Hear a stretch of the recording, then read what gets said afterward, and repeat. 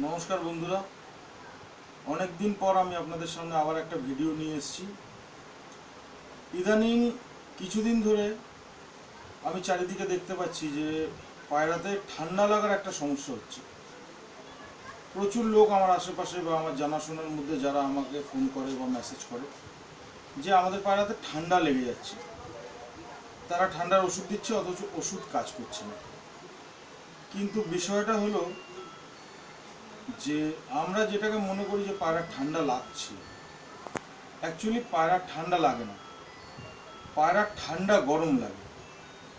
যেহেতু চারিদিকে বৃষ্টি হচ্ছে এবং পায়রা আমাদের খোপের ভেতরে একটা জায়গায় বন্ধ করা রয়েছে, ভেতরের পরিবেশটা গরম এবং বাইরের পরিবেশটা ঠান্ডা, যার কারণে আমাদের পায়রাতে ঠান্ডা গরমের একটা সমস্যা তৈরি হচ্ছে। এবার এর থেকে বিভিন্ন রকম সমস্যা হচ্ছে। পায়রা ঝিম ধরে বসে থাকা, পায়রা কম খাওয়া, পায়রা জল জল পায়খানা করা, নানা রকম সমস্যা তৈরি হচ্ছে পায়রা।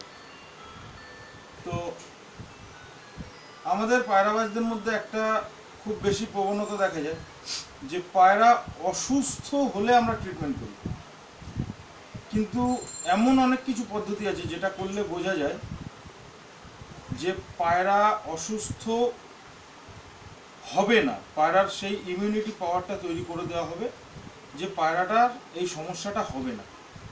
তো যে বিষয়টা নিয়ে আমরা আলোচনা করছিলাম যে আমরা এলোপ্যাথি ওষুধ ইউজ করি, অনেকে হোমিওপ্যাথি ওষুধ ইউজ করি, কিন্তু সেটা সবটাই রোগ হয়ে যাওয়ার পরে, বা অনেকে আছেন যারা পায়রাকে বিনা কারণে সপ্তাহে একদিন দুদিন অ্যান্টিবায়োটিক খাইয়ে দেন।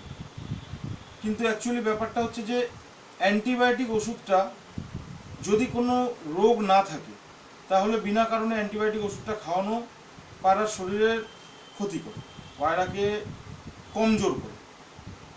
তো আমাদেরই জানকারির মধ্যে আছে কিছু ভেষজ পদ্ধতি যেটার দ্বারা আমাদের পায়রার সব সমস্যার সমাধান করা যায়। তারই মধ্যে একটা পদ্ধতি আপনাদের সামনে আমি নিয়ে আসছি। যাদের ভালো লাগবে তারা ইউজ করবেন, যাদের মনে হবে যে ভালো নয় পদ্ধতিটা তারা ইউজ করবেন না। কিন্তু অযথা কোনো রকম বাজে কমেন্টস করবেন না বা কোনো রকম ভুল প্রশ্ন করবেন না। যার জানার ইচ্ছা থাকবে সে 100বার প্রশ্ন করুন, আমি 100 রকম উত্তর দেবো। যাই হোক, এবারে আমি জিনিসটার উপরে আসছি যে জিনিসটা কি। জিনিসটা হচ্ছে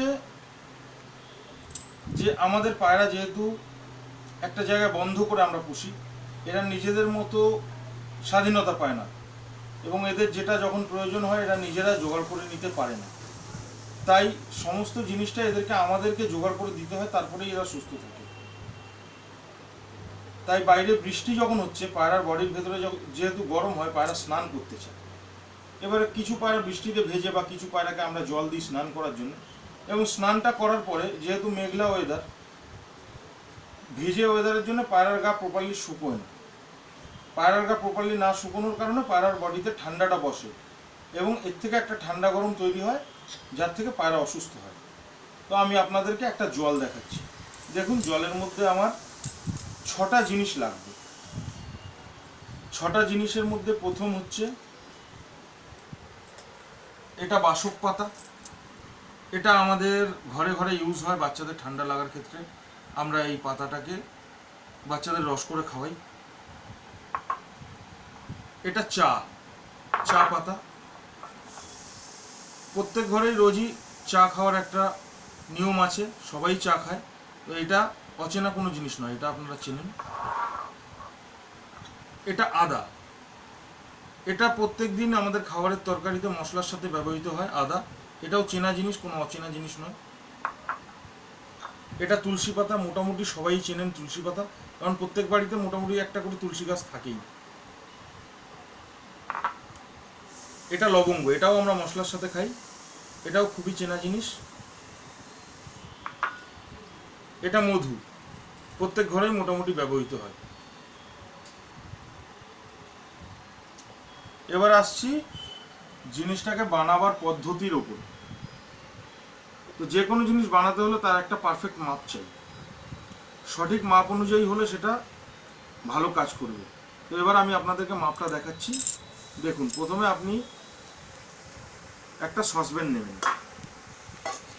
একটা সসপ্যানে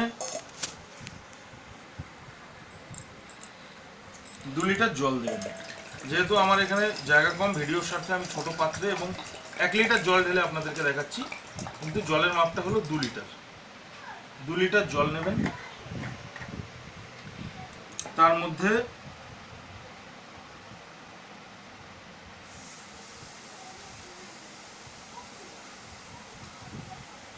তিন চামচ চা পাতা দেবেন। 3 চামচ চা পাতা, এটা লবঙ্গ, 4টে লবঙ্গ। লবঙ্গটাকে পারলে একটু থেতো করে নিয়ে দেবেন। আমার এখানে থেতো করার মতন পরিস্থিতি নেই, তাই আমি আপনাদের সামনে গোটাটাই দিয়ে দেখাচ্ছি। আপনারা এটা পারলে একটু থেতো করে নেবেন। এটা হচ্ছে তুলসী পাতা, আপনারা 50টা মতো তুলসী পাতা নেবেন।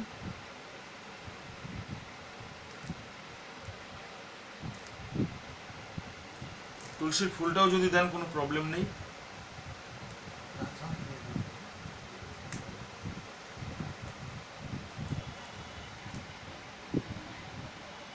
এটা হলো আদা,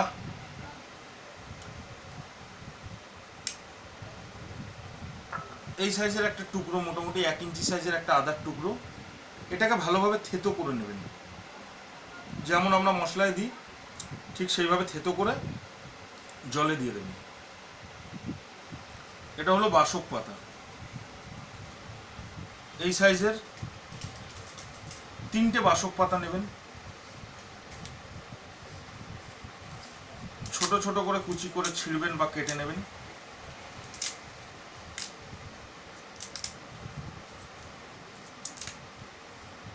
এটাকে জলে দিয়ে দেবেন। দেওয়ার পরে এই জলটাকে আপনি উনুনে বসিয়ে দিলেন। 2 লিটার থেকে জলটা ফুটতে ফুটতে ফুটতে ফুটতে 1.5 লিটারে এসে দাঁড়াবে। 2 লিটার থেকে জলটা ফুটতে ফুটতে 1.5 লিটারে এসে যখন দাঁড়াবে, জলটা নামানোর 5 মিনিট আগে মধু বড় চামচের 2 চামচ, বড় চামচের 2 চামচ মধু এই জলটাতে আপনি দিয়ে দেবেন এবং এটাকে আঁচ থেকে নামিয়ে নিয়ে একটা কিছু দিয়ে চাপা দিয়ে রেখে দেবেন। মিনিট 10 পরে মধুটাকে একটু একটা চামচি দিয়ে গুলিয়ে দেবেন, মধুটা গুলিয়ে যাবে। তারপরে জলটাকে রেখে দেবেন উষ্ণ গরম হওয়া অবধি। উষ্ণ গরম হলে এই জলটা পায়রাকে খাওয়ার পরে খেতে দিন। যদি পায়রা নিজে থেকে না খায়, আপনি 10 ml করে জল পায়রাকে খাওয়া দাওয়ার পরে, পায়রা নর্মাল জল খাওয়ার পরে 10 ml করে এই জলটা আপনি দিন। আপনার পায়রা ঠান্ডা লাগার সমস্যাটা হবে না। বিশেষ করে যেই দিন আপনি পায়রাকে স্নান দেবেন, সপ্তাহে অন্তত আমরা 2 দিন স্নান দিই, কেউ 1 দিন স্নান দিই, তো এটা সপ্তাহে 2 দিন দেওয়ার নিয়ম। যে দিন আপনি পায়রাকে স্নান দেবেন সেই দিন বিকেলগুলোতে পায়রাকে খাওয়ার পরে এই জলটা ইউজ করুন। আশা করি লাভ হবে আপনাদের। নমস্কার, এটা করে দেখুন, যদি ভালো লাগে আপনারাও কাউকে বলুন, তাদেরও উপকার হবে।